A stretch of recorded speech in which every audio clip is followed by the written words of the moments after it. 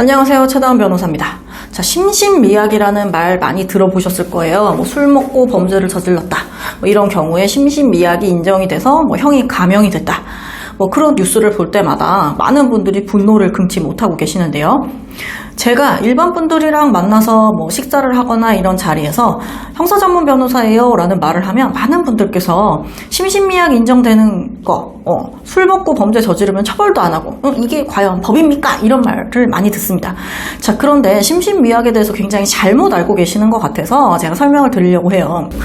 기본적으로 변호사들도 심신미약 주장을 잘 하지 않습니다. 왜냐하면 심신미약 주장을 하는 게 마치 피고인이 반성하는 것처럼 보이지 않을 수도 있고 뭔가 이렇게 빠져나가려고 꼼수를 부리는 것 같은 그런 느낌을 줄 수 있기 때문에 심신미약 주장을 잘 하지 않습니다.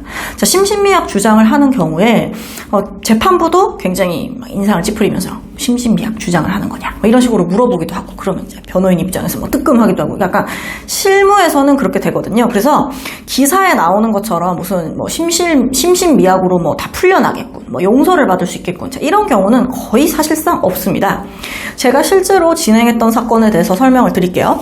자, 살인 사건이었고, 자, 가해자와 피해자는 잘 아는 사이였습니다.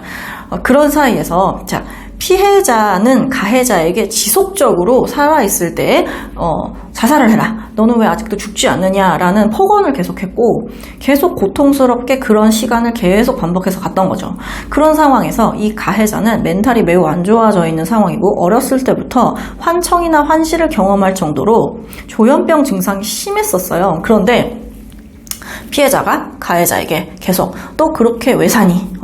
빨리 뛰어내려라, 이런 말을 계속 반복적으로 했고, 가해자는 계속 스트레스를 받으면서도 지내고 있었는데, 어느 날 부모님도 돌아가시고 여러 가지 가해자에게 안 좋은 상황이 쏟아진 상황에서 엎친 데 덮친 격으로 그 피해자가 또 계속 그런 식으로 얘기를 한 거죠. 너 아직도 안 뛰어내렸니? 이런 식으로 막 얘기를 하니까 이 가해자가 더 이상 참다가 못해서 이제 피해자를 칼로 찔러서 살해한 사건이 있었습니다.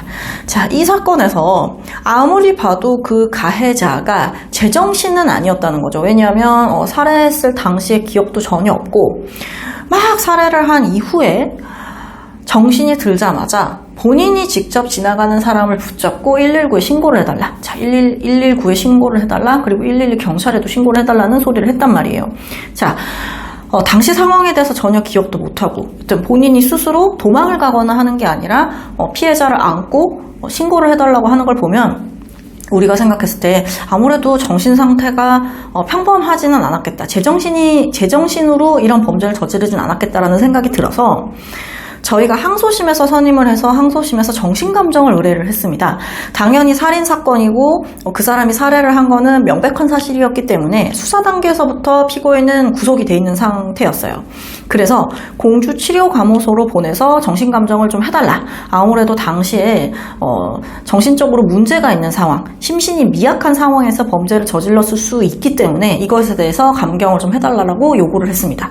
그래서 감정을 하기까지 굉장히 좀 힘들었어요. 이제 2번, 3번 동안 공판이 진행되는 과정에서 재판부에서 왜 정신감정을 해야 되는지에 대해서 먼저 변호인이 입증을 해라 라고 얘기를 했고, 저희는 이 피고인이 계속해서 신경정신과에서 치료를 받았던 이력을 제시하거나 문제가 있었던 부분들에 대해서 계속 제시를 했었습니다. 그래서 결국 공주치료감호소로 보내져서 정신감정을 받게 됐죠.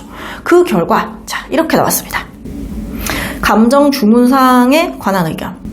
의사결정 능력이 저하된 심신미약 상태에서 범죄를 저질렀던 것으로 보인다 라는 내용이 있었어요. 자, 이게 뭐라고 그래서 심신이 미약한 상태였으리라 판단이 된대요. 자, 이거를 받고 저희가 감정서를 받은 다음에 심신미약으로 감경이 될 가능성이 매우 높겠다 라고 생각을 해서 처음으로 심신미약이 받아들여지는 판결문을 받을 수도 있겠다는 생각을 하게 됐습니다.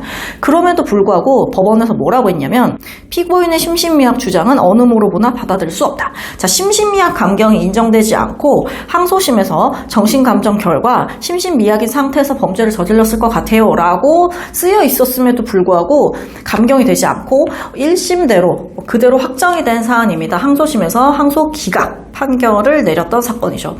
자, 이만큼 심신미약으로 감경을 받는 건 굉장히 어렵습니다. 자, 심지어 정신감정을 받아서 당시 범행을 저질렀을 때 심신이 미약한 상황에서 범죄를 저질렀던 것으로 보인다라는 감정서가 있다라고 하더라도 재판부는 설사 정신감정 결과 심신미약인 상태에서 범죄를 저질렀던 것으로 보인다라고 하더라도 그것에 따라서만 판단을 하는 게 아니다. 그냥 참고할 뿐이지 이것에 기속될 필요가 없기 때문에 우리는 나를 판단을 하는데 심신미약이 인정되지 않는다. 감경할 수 없다라는 입장이었어요.